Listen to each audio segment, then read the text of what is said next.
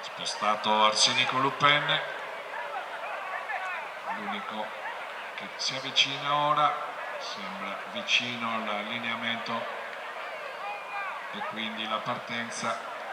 Ricordiamo anche ora due i passaggi davanti al palo d'arrivo partiti e in questo momento si lotta per il comando mentre perde l'attimo Arsenico Lupin che risulta in ritardo sui 4 che subito provano a scappare via. Dove al comando è valutato Draccaris con Gianluca Fais. Draccaris che inizia la curva al comando per immettersi in retta per il primo passaggio, dove vicino è Dimonio in controllo sul battistrada, all'esterno la progressione di El Rio Rio.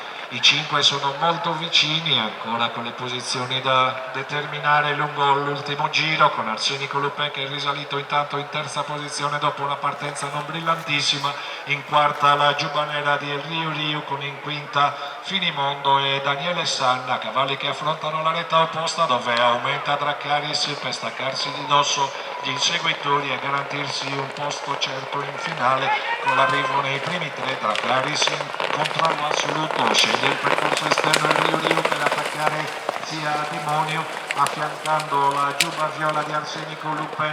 Il Rio Rio lo attacca all'esterno, ancora per le piazze si lotta con il battistrada che sembra in totale controllo, avanza anche Dimonio al suo esterno, mantiene Arsenico Lupin. Questi sono i tre che si stanno involando verso il traguardo ed è all'interno Draccaris con al suo esterno Dimonio e Arsenico Lupin che termina in terza. Quindi questi tre finalisti, mentre per la finalina El Rio Rio e Finimondo.